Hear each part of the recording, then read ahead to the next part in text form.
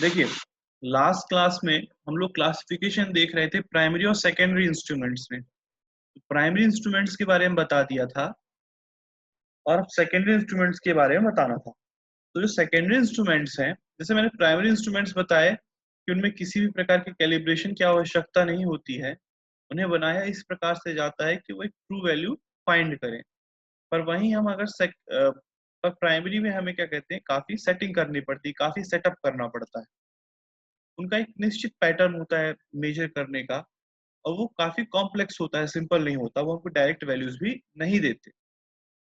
और सबसे बड़ी बात कि अगर डायनेमिकली कोई वैल्यू है, मतलब कोई वैल्यू लगातार चेंज हो रही है, तो वहां पर प्राइमरी इंस्ट्रूमेंट का यूज कर पाना टफ होता है। यहाँ पर सेकेंडरी इंस्ट्रूमेंट्स का यूज किया जाता है। वो क्या होते हैं वो देख लेते हैं। वह इंस्ट्रूमेंट जो कि क्वांटिटी को मेजर करने के लिए इस प्रकार से बनाए जाते हैं कि जिनके द्वारा आउटपुट वैल्यू को डायरेक्ट इंस्ट्रूमेंट के द्वारा इंडिकेट किया जा सके। अर्थात कि आपको किसी भी प्रकार के अदर सेटअप या कैलकुलेशन की आवश्यकता नहीं होगी। ये डायरेक्ट मेजर्ड की जाने वाली क्वांटिटी को इंडिकेट करेंगे। इसमें क्या कहते हैं, इन इंस्ट्रूमेंट को जो हमारे एब्सोल्यूट इंस्ट्रूमेंट होते हैं, या फिर प्राइमरी इंस्ट्रूमेंट होते हैं, या फिर कोई सेकेंडरी इंस्ट्रूमेंट जिसका पहले से कैलिब्रेशन किया जा चुका हो, उनके द्वारा इन इंस्ट्रूमेंट को कंपैरिजन करके कैलिब्रेट किया जाता है। फिर से बोल देता हूं कि यह इंस्ट्रूमेंट किसी अन्य प्राइमरी इंस्ट्रूमेंट या कैलिब्रेटेड सेकेंडरी इंस्ट्रूमेंट के द्वारा कैलिब्रेट किए जाते हैं, जिससे हमारा क्या कहते हैं, वैल्यू कंपैरिजन, जिससे हमारी जो secondary instrument of value major करेगा वो सही मेजर करेगा। ये कैलिब्रेशन क्या होता है, ये आपके नेक्स्ट पार्ट में मैं बताऊंगा। यहाँ पे देखिएगा, एब्सोल्यूट इंस्ट्रूमेंट से मेजरमेंट करना टाइम कंज्यूमिंग एक्टिविटी होती है। मतलब कि एब्सोल्यूट इंस्ट्रूमेंट से मेजरमेंट करने में बहुत ज्यादा टाइम लगता है, क्योंकि इसमें हमें मैग्नीट्यूड, सॉरी जैसे बोलते हैं, चूंकि इसमें क्वांटिटी के मेजरमेंट करने में बहुत ज्यादा टाइम लगता है, इसलिए ज्यादातर सेकेंडरी इंस्ट्रूमेंट यूज किए जाते हैं। ठीक है। और एक और पॉइंट यहाँ पे लिख लेना कि अगर मैं क्वांटिटी की वैल्यू लगातार चेंज होती है, तो वहां पर भी प्राइमरी इंस्ट्रूमेंट के द्वारा मेजरमेंट किया जाना काफी कठिन होता है। इसलिए डायनेमिक डायनेमिक मेजरमेंट में हम सामान्यतः सेकेंडरी इंस्ट्रूमेंट का उपयोग करते हैं। जो सेकेंडरी इंस्ट्रूमेंट होते हैं वो डायरेक्ट रीडिंग इंस्ट्रूमेंट होते हैं, अर्थात कि उनसे हमें डायरेक्ट रीडिंग प्राप्त होती है। फॉर एग्जांपल, जो आपके एम मीटर हैं, वोल्ट मीटर है, वॉट मीटर है, ये डायरेक्ट आपको वोल्टेज और करंट की वैल्यू दे देते हैं। ठीक है। कैसे देते हैं कि इस प्रकार के इंस्ट्रूमेंट्स में क्वांटिटी हमें डिफ्लेक्शन के रूप में दिखाई जाती है। जो आपका इस तरह का एक स्केल होगा, उस पर जो पॉइंटर होगा वो डिफ्लेक्शन के रूप में हमको वैल्यू दिखाएगा कि आपकी वैल्यू क्या है। डिफ्लेक्शन के रूप में हमें वैल्यू प्राप्त होती है। नेक्स्ट है, यह इंस्ट्रूमेंट सामान्यतः एब्सोल्यूट इंस्ट्रूमेंट या किसी कैलिब्रेटेड इंस्ट्रूमेंट के द्वारा कैलिब्रेट किए जाते हैं। उससे कंपेयर करके प्राइमरी इंस्ट्रूमेंट कह लीजिए या फिर कैलिब्रेटेड सेकेंडरी इंस्ट्रूमेंट के द्वारा कंपेयर करके कैलिब्रेट किए जाते हैं। अर्थात देखो, कैलिब्रेशन में क्या होता है कि हम मेजर करते हैं कि चलिए हमारा प्राइमरी इंस्ट्रूमेंट बता रहा है कि इस वायर से या इस सर्किट से 5 एम्पियर करंट फ्लो हो रहा है। तो फिर सेकेंडरी इंस्ट्रूमेंट से नापेंगे और उसकी सेटिंग को इस प्रकार से करेंगे कि यहाँ पर भी पॉइंटर मेरा 5 एम्पियर पे ही रुके। ये भी हमारा यहाँ 5 एम्पियर ही दिखा रहा होगा, नहीं दिखाता है तो फिर उसके हम कंस्ट्रक्शन में चेंजेस करेंगे, या फिर उस कंस्ट्रक्शन में चेंजेस करके उसमें अंदर रेजिस्टेंस वगैरह एक्स्ट्रा ऐड करके, या फिर जो हमारे कपलिंग के वो होंगे, क्या कहते हैं, कॉइल्स वगैरह होंगे, कॉइल्स को चेंज करके हम ऐसी सेटिंग करेंगे कि हमारा ये सेकेंडरी इंस्ट्रूमेंट भी 5 एम्पियर शो करे।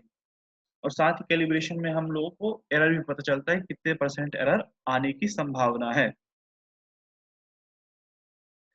जब तक के सेकेंडरी इंस्ट्रूमेंट का कैलिब्रेशन ना किया जाए, तब तक इसके द्वारा प्राप्त डिफ्लेक्शन मीनिंगलेस होता है। ठीक है, ये आपका इंपॉर्टेंट पॉइंट है कि जब तक हम कैलिब्रेशन नहीं कर लेंगे, तब तक हम गारंटी से ये नहीं बोल सकते कि अगर हमारा ये इंस्ट्रूमेंट 5 एम्पियर या 5 वोल्ट बता रहा है तो क्या इसकी रियल में वैल्यू 5 एम्पियर 5 वोल्ट है या नहीं है।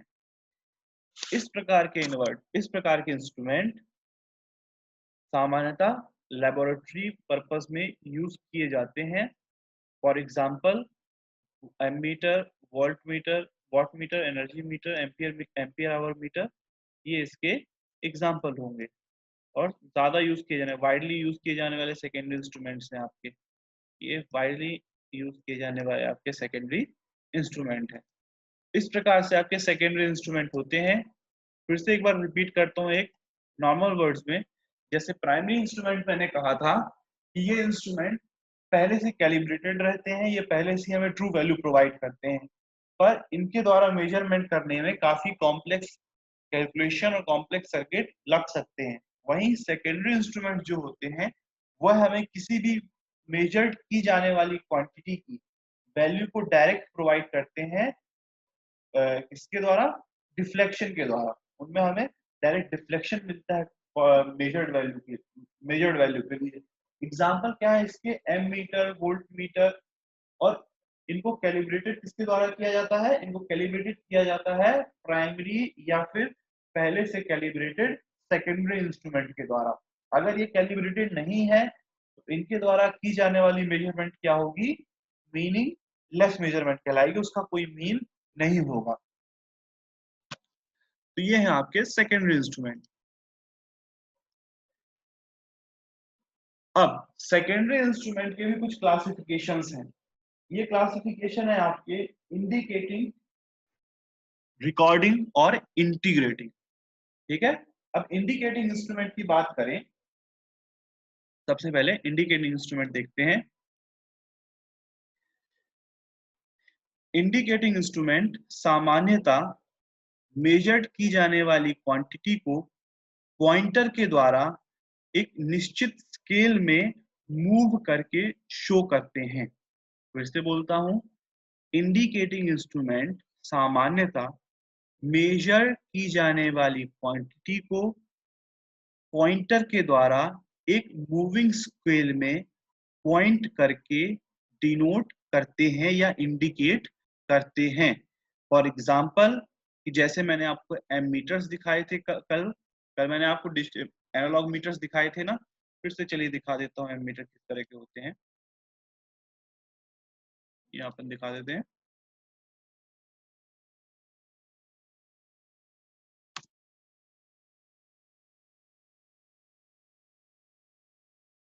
ये जो है आपके एमीटर्स, ये आपके एमीटर है। इस पे देखिए पॉइंटर जब ये मूव करता है तो आपका ये स्केल पे एक आपको पॉइंट करेगा, तो ये आपके कहलाते हैं indicating type instrument.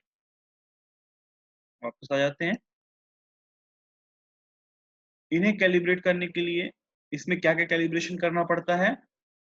Scale and pointer. मतलब कि हमारा जो ये स्केल दिख रहा है, ये जो स्केल हमारा दिख रहा है, ये स्केल हमारा पहले तो बनाया किस प्रकार से जाएगा, कितना कितना इसमें हमको पॉइंटर, मतलब कितना कितना डिफरेंस देना है बीच में। अगर हम यहाँ पे एक इमेज को देखें, अगर एक इस इमेज को देखें हम, तो इसमें क्या कहते हैं, इन पॉइंटर्स के बीच में कितना डिफरेंस होगा वो हमको पता होना चाहिए। और उसपे हमारा ये पॉइंटर किस प्रकार से मूव करेगा ये हमको पता होना चाहिए। तो ये कैलिब्रेशन के दौरान हमको ये दो बातों पे ध्यान देना होगा। अब इसके बाद क्या कहते हैं, आपका नेक्स्ट है रिकॉर्डिंग इंस्ट्रूमेंट। अब ये क्या करते हैं, ये इंस्ट्रूमेंट क्या करते हैं, जो भी हमारी इलेक्ट्रिकल क्वांटिटी होती हैं उनको टाइम के साथ रिकॉर्ड करते जाते हैं। जो भी हमारी क्वांटिटी होंगी इन्हें ये वो टाइम के साथ रिकॉर्ड करते जाएंगे। हिंदी में किस तरह से बोलेंगे, इस प्रकार के इंस्ट्रूमेंट में किसी भी मेजर की जाने वाली इलेक्ट्रिकल क्वांटिटी में वेरिएशन को टाइम के साथ कंटिन्यूसली रिकॉर्ड किया जाता है। ठीक है। इंडिकेटिंग इंस्ट्रूमेंट को इस प्रकार से अरेंज किया जाता है कि वह कंटिन्यूसली कंटिन्यूसली मेजर्ड क्वांटिटी के इंडिकेशन को चार्ट या डायल में रिकॉर्ड कर सके। यह रिकॉर्डिंग जनरली पेन के द्वारा ग्राफ पेपर पर की जाती है। ठीक है, जो ग्राफ पेपर होते हैं उन पर इस रिकॉर्डिंग को हम करते हैं।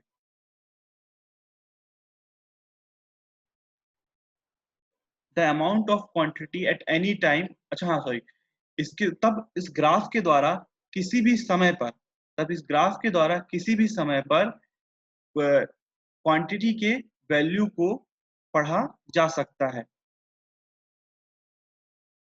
अब इसके एग्जाम्पल क्या है, इसके एग्जाम्पल होंगे कि जैसे हमारा वो हो गया सीआरओ वगैरह हो गए। ठीक है, ये एक एग्जाम्पल है। या फिर आप लोग क्या कहते हैं, आप लोगों ने कभी टीवी वगैरह में देखा होगा कि एक ग्राफ पेपर में एक पेन ऊपर नीचे चलता होता है, तो वो उस तरह के क्या कहते हैं रिकॉर्डिंग इंस्ट्रूमेंट कहलाते हैं। जनरली इस तरह के इंस्ट्रूमेंट आप अब आजकल में यूज में नहीं देखेंगे।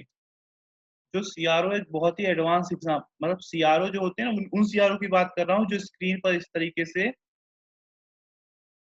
एक ऐसे पेन लगा होता था और वो वेरिएशन दिखाता रहता था उसको। वो सीआरओ भी नहीं है, वो रिकॉर्डिंग इंस्ट्रूमेंट है। सीआरओ तो एडवांस्ड वर्जन हो गया।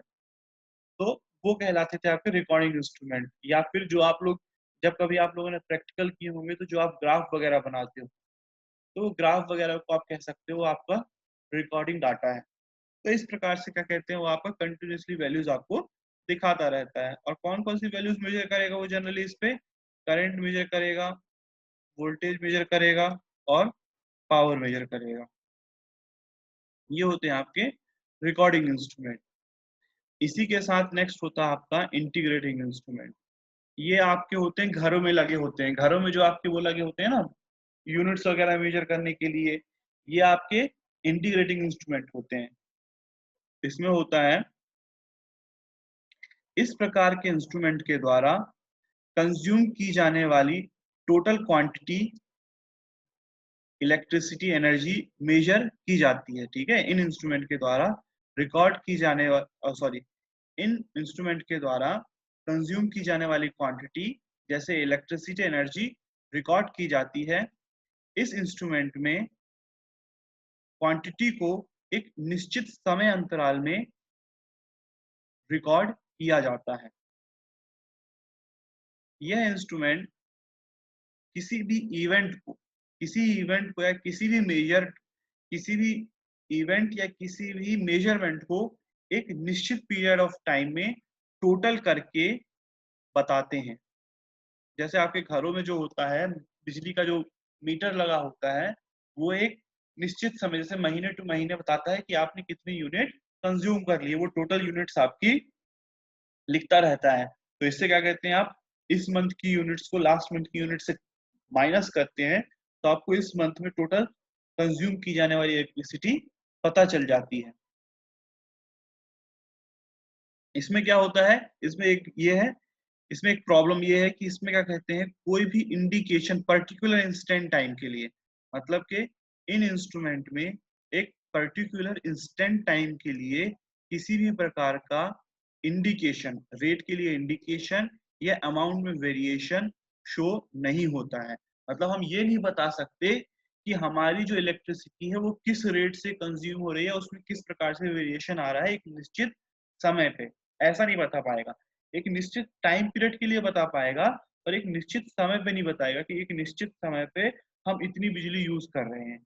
कि वो क्या होता है, वो कंटिन्यूसली चेंज होती रहे, होती जा रही है वो वैल्यू, तो उनको हम एक निश्चित समय पे उसकी वैल्यू को नहीं बताएंगे, हम एक टाइम पीरियड में पूरे किसी हम 1 घंटे में बता सकते हैं, 2 घंटे में बता सकते हैं, पर हम ये नहीं बोल सकते कि 2:05 पे तुमने रीडिंग क्या थी आपकी, 2:05 पे आपकी क्या रीडिंग थी, हम ऐसा इस प्रकार के इंस्ट्रूमेंट में इंडिकेट नहीं कर सकते हैं। कहाँ कहाँ यूज किया जाता है इनका, इनका यूज किया जाता है एम्पियर आवर मीटर, ये भी आपका एक प्रकार का एनर्जी मीटर ही है। किलो वॉट आवर मीटर, आपके घरों में जो मीटर लगा होता है वो किलो वॉट आवर मीटर होता है। फिर है आपका kilo volt ampere hour meter. ठीक है, तो ये हो गया आपकी क्लासिफिकेशन ऑफ सेकेंडरी इंस्ट्रूमेंट।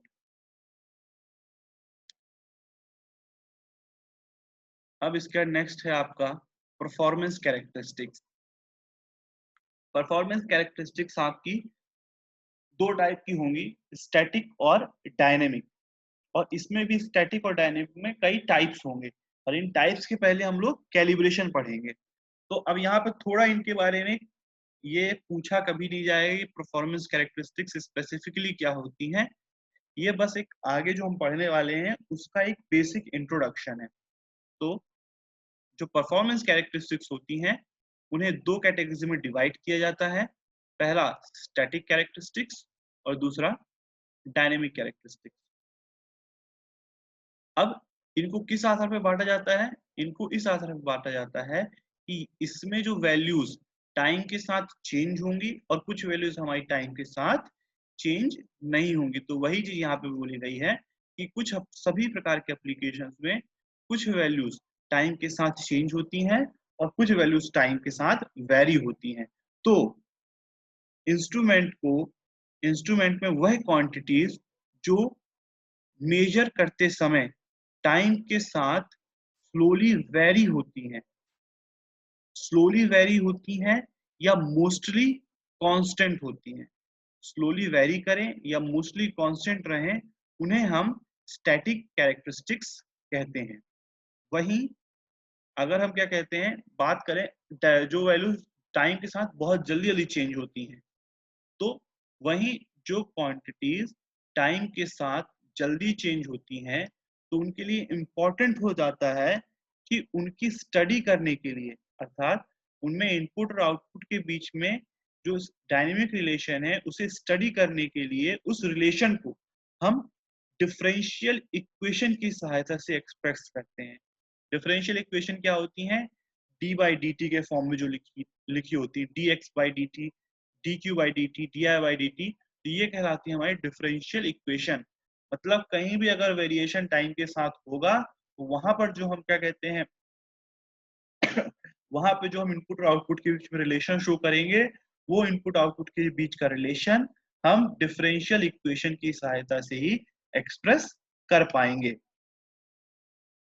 तब ये जो हमारी डिफरेंशियल इक्वेशन होती है, इससे जो क्या कहते हैं हमारे जो क्राइटेरिया डिफाइन किया जाता है डिफरेंशियल इक्वेशन के द्वारा, जो सेट ऑफ क्राइटेरिया, जो जो कैरेक्टरिस्टिक्स या जो प्रॉपर्टीज डिफाइन की जाती हैं, उन्हें हम सेट ऑफ क्राइटेरिया भी बोल देंगे, प्रॉपर्टीज भी बोल देंगे और कैरेक्टरिस्टिक्स भी बोल देंगे। तो वो जो कैरेक्टरिस्टिक्स हमारी डिफरेंशियल इक्वेशन के द्वारा डिफाइन की जाती हैं, वो कहलाती है हमारी डायनेमिक कैरेक्टरिस्टिक्स। अब इन कैरेक्टरिस्टिक्स को पता कैसे किया जाता है, इन कैरेक्टरिस्टिक्स को पता करने के लिए, इन सभी परफॉर्मेंस कैरेक्टरिस्टिक्स को प्राप्त करने के लिए जिस प्रोसेस का उपयोग करते हैं वो प्रोसेस कहलाती है कैलिब्रेशन। मतलब कि किसी भी इंस्ट्रूमेंट का जब कैलिब्रेशन किया जाता है तो आगे जितनी भी मैं आगे जितनी भी प्रॉपर्टीज में कैरेक्टरिस्टिक्स बताने वाला हूँ, वो सारी कैरेक्टरिस्टिक्स हम कैलिब्रेशन के द्वारा प्राप्त करते हैं। तो उन प्रॉपर्टीज को पढ़ने के पहले हम पढ़ेंगे कि कैलिब्रेशन क्या होता है। चलिए उसके पहले हम अटेंडेंस ले लें। चलिए अटेंडेंस हो गई, अब इसके बाद नेक्स्ट चलते हैं हम। आज केवल कैलिब्रेशन बस पढ़ेंगे, उसके बाद फिर आगे मैं नहीं बताऊंगा। आज के लिए इतना ही, फिर उसके बाद हम कल से कैरेक्टरिस्टिक्स के बारे में पढ़ेंगे। चलिए कैलिब्रेशन में आ जाते हैं। कैलिब्रेशन क्या है? कैलिब्रेशन एक ऐसी प्रोसेस होती है जिसके द्वारा इंस्ट्रूमेंट में सॉरी नहीं कैलिब्रेशन एक ऐसी प्रोसेस होती है जिसके द्वारा किसी सेकेंडरी इंस्ट्रूमेंट के स्केल या पॉइंटर की रीडिंग्स को एक एक्सेप्टेबल और प्राइमरी और सर्टिफाइड स्टैंडर्ड के साथ कंपेयर किया जाता है। इसको इस तरह से नहीं बोलते रहुजा, इसको हिंदी में प्रॉपरली ऐसे बोलोगे।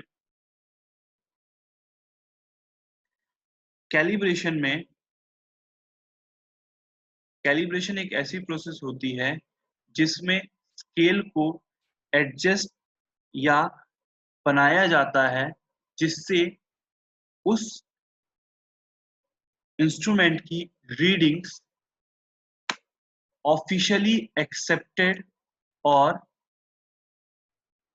ऑफिशियली एक्सेप्टेड और स्टैंडर्ड के अकॉर्डिंग हो। कैलिब्रेशन एक ऐसी प्रोसेस होती है जिसमें इंस्ट्रूमेंट के स्केल और पॉइंटेड को इस स्केल और पॉइंटर को इस प्रकार से एडजस्ट किया जाता है या बनाया जाता है जिससे उस इंस्ट्रूमेंट के द्वारा ली जाने वाली मेजरमेंट एक्सेप्टेड और स्टैंडर्ड हो। ठीक है, स्टैंडर्ड के अकॉर्डिंग हो। अन्य शब्दों में यह इस प्रकार का प्रोसीजर होता है जिसमें इंस्ट्रूमेंट को मेजर्ड और स्टैंडर्ड इंस्ट्रूमेंट के साथ कंपेयर करके मेजरमेंट की करेक्ट वैल्यूज को प्राप्त किया जाता है। मेजरमेंट मतलब मेजरमेंट की जाने वाली वैल्यू, मेजर्ड मतलब, चलिए संजना ने सुधार लिया है। मेजर इसका मतलब क्या है? मेजरेंट का मतलब मेजर्ड की जाने वाली वैल्यूज, जिन वैल्यूज को हमें मेजर्ड करना है। ठीक है संजना आपने सुधार लिया तो आपका मैं अटेंडेंस लिख लूंगा। यहां तक हो गया था। इसमें सामान्यता इंस्ट्रूमेंट को या तो प्राइमरी स्टैंडर्ड या तो सेकेंडरी स्टैंडर्ड जो कि पहले से कैलिब्रेटेड है के साथ कंपेयर किया जाता है। फिर से बोलता हूं, यहाँ पर पर्टिकुलर इंस्ट्रूमेंट को या तो प्राइमरी स्टैंडर्ड इंस्ट्रूमेंट या सेकेंडरी स्टैंडर्ड इंस्ट्रूमेंट जो कि पहले से कैलिब्रेटेड है अर्थात उसकी एक्यूरेसी हाई होगी। ठीक है, मतलब जो सेकेंडरी स्टैंडर्ड इंस्ट्रूमेंट होगा उसकी एक्यूरेसी अगर वो पहले से कैलिब्रेटेड किया गया होगा तो इसकी एक्यूरेसी क्या होगी? हाई होगी। या फिर हाँ, तो ये अपनी एक्यूरेसी के लिए जाने जाएंगे कि इनकी एक्यूरेसी हाई है, तब इस इंस्ट्रूमेंट को इनके साथ कंपेयर किया जाएगा। अब यहाँ पर जो कैलिब्रेशन होता है, कैलिब्रेशन इस बात की गारंटी देता है कि जो हम डिवाइस यूज कर रहे हैं, अब जो हम डिवाइस यूज कर रहे हैं वह रिक्वायर्ड एक्यूरेसी तथा एक निश्चित इन्वायरमेंटल कंडीशन में सही मेजरमेंट कर सकती है। फिर से बोलता हूं, जो कैलिब्रेशन है वह इस बात की गारंटी देता है कि डिवाइस या इंस्ट्रूमेंट एक रिक्वायर्ड एक्यूरेसी और एक निश्चित एटमॉस्फेरिक कंडीशन या एनवायरमेंटल कंडीशन में सही मेजरमेंट कर सकता है। कैलिब्रेशन यूजर के माइंड में कॉन्फिडेंस क्रिएट करता है कि हम यूजर के माइंड में कॉन्फिडेंस क्रिएट करता है इस इंस्ट्रूमेंट के द्वारा मेजर्ड की जाने वाली quantity close to real values होंगी। ये नहीं बोलना हमको कि एकदम real values, close to real values होंगी। हल्का फुल्का एरर उसमें कैलिब्रेशन के बाद भी हल्का फुल्का एरर बचता है। जो एरर क्या कहते हैं, डिपेंड करता है आपके एटमॉस्फेरिक कंडीशन पे या सर्किट कंडीशन पे। हल्का फुल्का एरर आपके उसमें आ सकता है, आपके देखने में भी कुछ एरर्स आप क्रिएट कर सकते हो, एक ह्यूमन एरर भी वहां पर क्रिएट हो सकता है। इसलिए हम बोलेंगे क्लोज टू रियल वैल्यू या close to true value. Real value की जगह आप ट्रू वैल्यू वर्ड यूज कीजिएगा, दैट वाज मच बेटर। अब इसके बाद कैलिब्रेशन के प्रोसीजर क्या क्या होते हैं? कैलिब्रेशन प्रोसीजर अगर हम देखना चाहें तो कैलिब्रेशन प्रोसीजर में निम्नलिखित स्टेप्स होते हैं, जैसे कि नहीं ऐसा बोला, कैलिब्रेशन प्रोसीजर में कई स्टेप्स इन्वॉल्व होते हैं, जैसे कि visual inspection, visual inspections for various defects. अब ये क्या होता है, तुम इसको ऐसे ही लिख लेना, visual inspection for various defects, और ब्रैकेट में लिख लेना कि आदमी के द्वारा, जैसे हम हैं, हमें क्या कहते हैं, मेजर्ड यूज करने वाले हैं, तो हम देख के बता देंगे थोड़ा सा कि हमको देख के, जैसे स्केल है आपकी, ठीक है, अगर आप कुछ चीज तो स्केल को देख के बता सकते हो कि कहीं से इसका फर्स्ट पॉइंट टूटा है। जैसे मान लीजिए हमने जीरो से मेजर करना स्टार्ट किया, तो हम देखते हैं कभी कभी जीरो में हमारी लाइंस वगैरह मिट जाती है, तो हम क्या करते हैं, फिर हम 1 सेंटीमीटर से मेजर करना स्टार्ट करते हैं। तो कुछ इस प्रकार के डिफेक्ट्स होते हैं जो हमको आंखों से ही देखने पता चल जाते हैं। दूसरा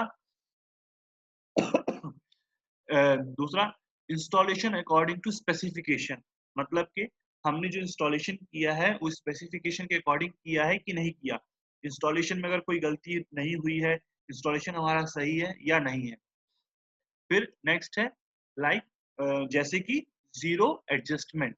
जीरो एडजस्टमेंट क्या होता है कि इसका एग्जांपल कैसे बताया जाए तुमको, हाँ, जैसे तुम लोग कभी वहां जाते होगे, कभी किराना वगैरह में सामान लेने जाते हो ना, तुम लोग देखते हो कि उस पे जो हमको जैसे चावल वगैरह, शक्कर वगैरह को मेजर करने के लिए पॉट रखा होता है पहले से ही, वो पॉट रखा रहता है, तो तुम देखते हो कि यार पॉट रखा है फिर भी जीरो बता रहा है, पॉट रख रहा है फिर भी जीरो बता रहा है। पर अगर तुमने कभी नोटिस किया हो कि जैसे ही वो उस पॉट को उठाता है तो वैसे उसमें वैल्यूज माइनस में बताने लगता है, माइनस बताने लगता है। और अगर किसी ने पॉट नहीं रखा हुआ है तो वो पॉट रख के मेजर करने के बाद उसमें एक सेटिंग करता है, जिससे क्या कहते हैं, जो वैल्यू तुम्हारी पहले 50 ग्राम 100 ग्राम दिखा रही थी, वो वैल्यू वापस तुम्हारी जीरो पे आ जाती है। तो तब फिर तुम जो क्या कहते हैं, जो भी अगर तुम शुगर वगैरह मेजर कर रहे हो या फिर कुछ भी ले रहे हो, जैसे ही वो दिखाता है तो फिर जितनी वैल्यूज वो डालता है उसी हिसाब से तुम्हारी वैल्यूज इंक्रीज करती हैं, तो वो कहलाता है तुम्हारा जीरो एडजस्टमेंट।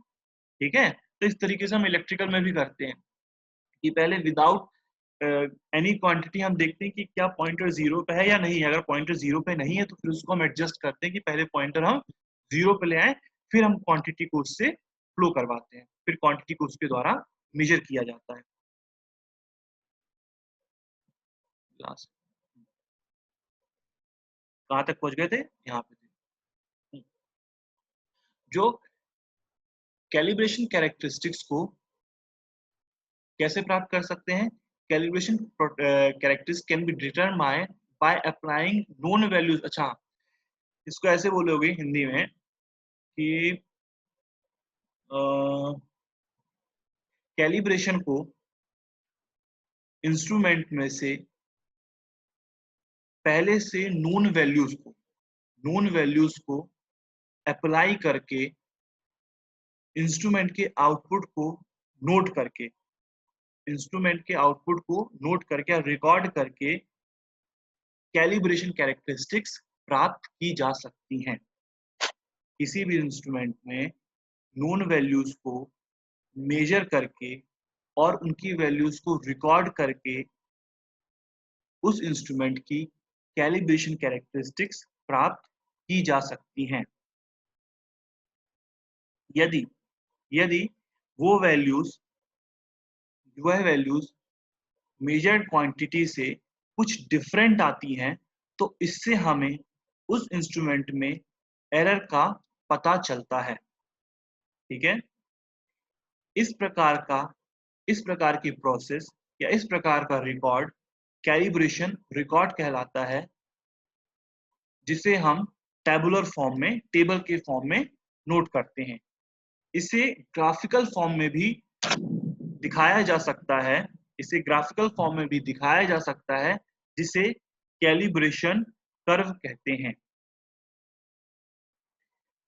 इस प्रकार नहीं सच, यह कैलिब्रेशन रिकॉर्ड और कैलिब्रेशन कर्व किसी भी इंस्ट्रूमेंट की परफॉर्मेंस कैरेक्टरिस्टिक्स प्राप्त करने में बहुत यूजफुल होते हैं। ये हो गए आपके क्या कहते हैं, कैलिब्रेशन करने के तरीके। फिर से बोलता हूँ इस चीज को एक सिंपल लैंग्वेज में कि किसी भी इंस्ट्रूमेंट का कैलिब्रेशन करने के लिए सर्वप्रथम उसमें से नोन वैल्यूज को मेजर किया जाता है और उसके पश्चात उन्हें हम रिकॉर्ड करते हैं और उन वैल्यूज को रिकॉर्ड करने से हमें उस इंस्ट्रूमेंट की कैलिब्रेशन कैरेक्टरिस्टिक्स प्राप्त होती हैं। यदि वह रिकॉर्डेड वैल्यू अपनी एक्चुअल वैल्यू से कुछ डिफर करती है तो उससे हमें इंस्ट्रूमेंट में एरर का पता चलता है और ये जो रिकॉर्ड होते हैं इन्हें हम कैलिब्रेशन रिकॉर्ड कहते हैं, जिन्हें हम टेबुलर फॉर्म में बनाते हैं। और अगर इन टेबुलर फॉर्म को हम एक ग्राफ के रूप में बनाएं तो इसे हम कैलिब्रेशन कर्व कहेंगे और यह कैलिब्रेशन कर्व और कैलिब्रेशन रिकॉर्ड किसी भी इंस्ट्रूमेंट की परफॉर्मेंस कैरेक्टरिस्टिक्स प्राप्त करने के लिए काफी यूजफुल होते हैं। अब इसके बाद ये लास्ट सेंटेंस है, इसके बाद आपका कैलिब्रेशन खत्म हो जाएगा।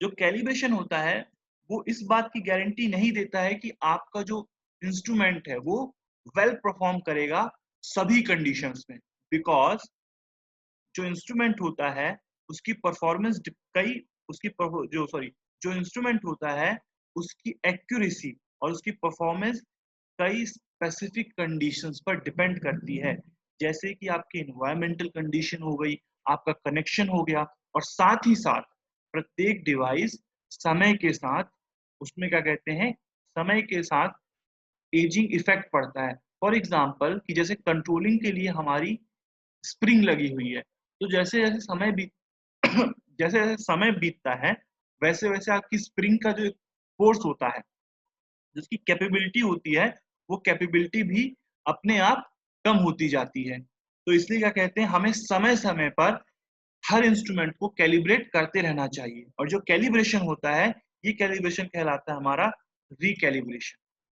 ठीक है, मतलब कि फिर से बोल देता हूँ, ये कैलिब्रेशन जो है उस बात की गारंटी नहीं देता है कि हमारा जो इंस्ट्रूमेंट है वो एकदम एग्जैक्ट वैल्यूज देगा। एग्जैक्ट वैल्यूज देने के लिए उसके लिए एक स्पेसिफिक कंडीशंस आवश्यक है और वो एक निश्चित स्पेसिफिक रेंज में ही हमको सही वैल्यूज दे पाएगा। आप ऐसा नहीं कि 5 एम्पियर के मीटर से आप मिली एम्पियर नापो, तब वो आपको नहीं दे पाएगा, आपको एम्पियर्स में ही वैल्यूज मेजर करनी होगी। आज के लिए आपका इतना ही है।